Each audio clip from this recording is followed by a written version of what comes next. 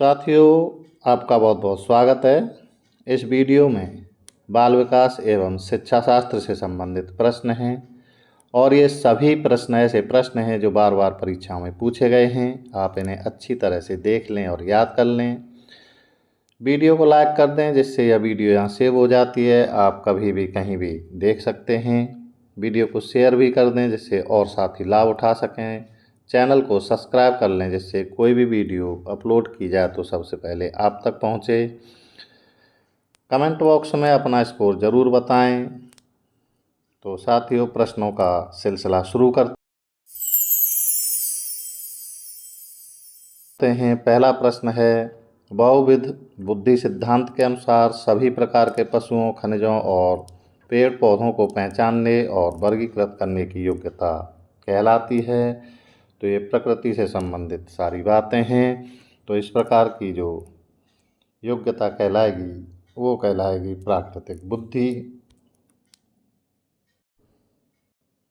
अगला प्रश्न है, सतत और व्यापक मूल्यांकन की योजना में व्यापक शब्द के अतिरिक्त निम्नलिखित के द्वारा समर्थित किया जाता है। तो साथियों, ये आपके 4 ऑप्शन हैं इस प्रश्न के, आप इसे सही से देख लें और इसका जो उत्तर है वो है ऑप्शन 1, जे.पी. गिलफोर्ड का बुद्धि संरचना का सिद्धांत। अगला प्रश्न है, रेवन का प्रोग्रेसिव मैट्रिसेस परीक्षण का उदाहरण है। तो इनमें से किस प्रकार के परीक्षण का उदाहरण है ये पूछा जा रहा है। और साथियों, ये जो उदाहरण है वो है आपका संस्कृति मुक्त बुद्धि लब्धांक। ऑप्शन 4 इसका सही उत्तर है। अगला प्रश्न है, शारीरिक गतिक बुद्धि रखने वाले बच्चे की अंतिम अवस्था निम्नलिखित में से कौन सी हो सकती है। तो इनमें से कौन सी हो सकती है, और इसका जो उत्तर है वो है आपका ऑप्शन 1, शल्य चिकित्सक। अगला प्रश्न है, बुद्धि लब्धांक के आधार पर विभिन्न समूहों में विद्यार्थियों का वर्गीकरण उनकी स्वगरिमा को है और उनके शैक्षणिक निष्पादन को है। तो इसमें जो रिक्त स्थान आपके दिए गए हैं इसमें से क्या क्या आना है ये पूछा जा रहा है। तो इसमें आना है घटाता, प्रभावित नहीं करता, और इसका जो उत्तर है वो ऑप्शन 2। अगला प्रश्न है, निम्नलिखित में से कौन सी बहुबुद्धि सिद्धांत की आलोचना है। तो साथियों, इसमें ये ऑप्शन दिए गए हैं और इसका जो उत्तर है साथियों वो है आपका बहुबुद्धि केवल प्रतिभाएं हैं जो पूर्ण रूप से बुद्धि में विद्यमान रहती हैं, और इसका उत्तर है ऑप्शन 1। अगला प्रश्न है साथियों, इसमें बुद्धि से संबंधित पूरा प्रश्न है ये, और इसका जो उत्तर है साथियों वो है आपका ऑप्शन 3, 98%। अगला प्रश्न है साथियों, निम्नलिखित में से कौन सा निरीक्षण हार्वर्ड गार्डनर के बहुविध बुद्धि सिद्धांत का समर्थन करता है। तो आपके सामने ये ऑप्शन हैं, आप नीचे चलिए। पहला ऑप्शन, दूसरा ऑप्शन, तीसरा ऑप्शन और चौथा ऑप्शन। और साथियों, इसका जो उत्तर है आपका वो है आपका ऑप्शन 3।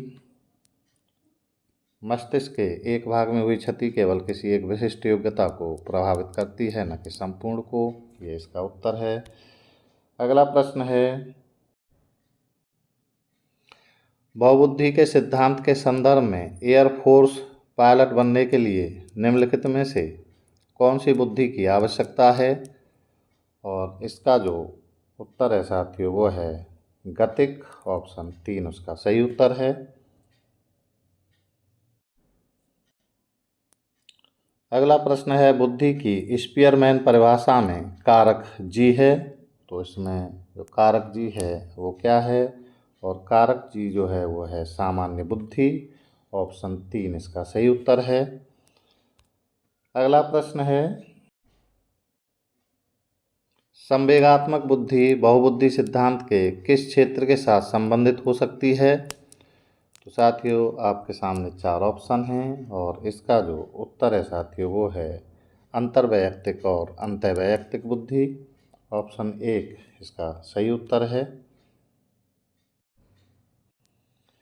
अगला प्रश्न है, गार्डनर के बहुबुद्धि के सिद्धांत के अनुसार वह कारक जो व्यक्ति के आत्मबोध हेतु सर्वाधिक योगदान देगा वह हो सकता है।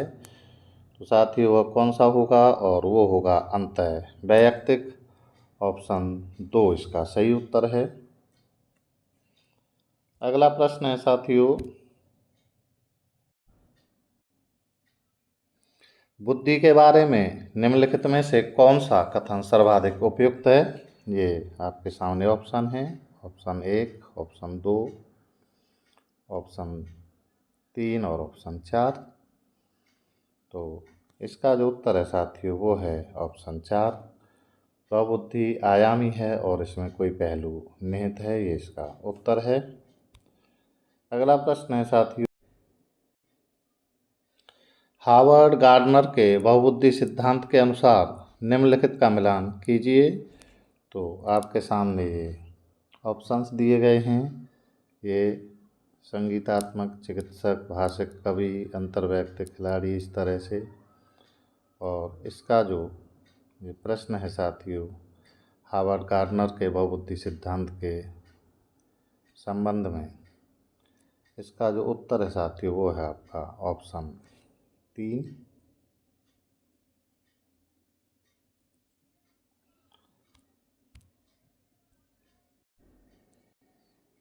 अगला प्रश्न है, बुद्धि लब्धि या आईक्यू की अवधारणा दी गई थी। तो ये जो अवधारणा दी गई थी वो दी गई थी साथियों बिने के द्वारा और इसका ऑप्शन 1 सही है।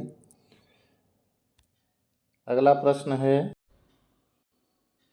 हार्वर्ड गार्डनर के बहुबुद्धि सिद्धांत के अनुसार निम्नलिखित विशेषताओं से युक्त एक व्यक्ति की बुद्धि को किस प्रकार से वर्गीकृत किया जा सकता है? ये आपके सामने विशेषताएं दी हैं और ये उसके ऑप्शन हैं। तो ये इस प्रश्न का साथियों जो उत्तर होगा वो है आपका अंतर्वैयक्तिक। ऑप्शन 4 इसका सही उत्तर है साथियों। अगला प्रश्न है साथियों,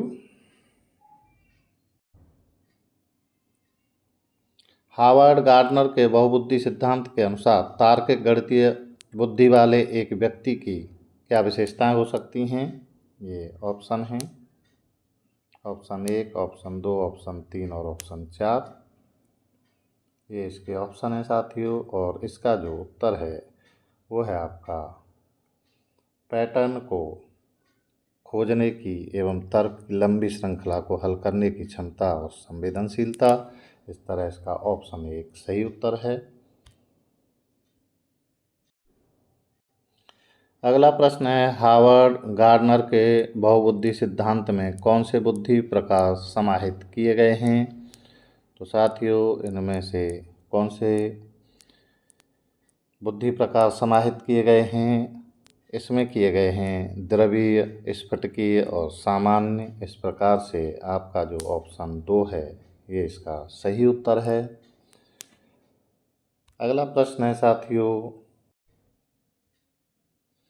हार्वर्ड गार्डनर ने सुझाव दिया कि अलग अलग प्रकार की बुद्धियाँ होती हैं। निम्नलिखित में से कौन सी बुद्धि गार्डनर द्वारा प्रस्तावित प्रकारों में से एक नहीं है? ये आपके सामने ऑप्शन है चारों और इसका जो उत्तर है साथियों वो है आपका व्यावहारिक। ऑप्शन 1 इसका सही उत्तर है।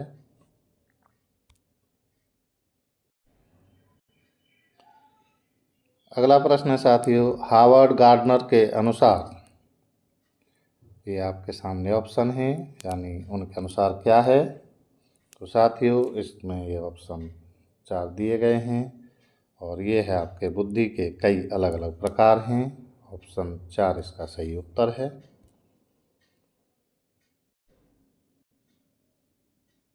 अगला प्रश्न है, हावर्ड गार्डनर के बहुबुद्धि सिद्धांत के अनुसार निम्नलिखित में से कौन सा जोड़ा बुद्धि प्रकार और अंतःस्थित अनुपालन संभावना के अनुसार सही है?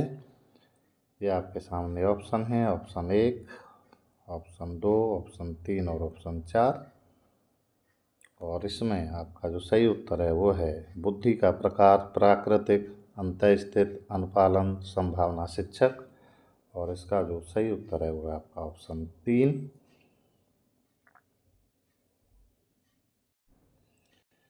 तो साथियों, इसमें ये प्रश्न थे, बहुत ही महत्वपूर्ण प्रश्न हैं, आप ज़रूर देख लें इनको। कमेंट बॉक्स में अपना स्कोर ज़रूर बताएं। उम्मीद है आपको वीडियो अच्छी लगी होगी। आप इसे लाइक शेयर ज़रूर कर दें, चैनल को सब्सक्राइब कर लें। बहुत बहुत धन्यवाद।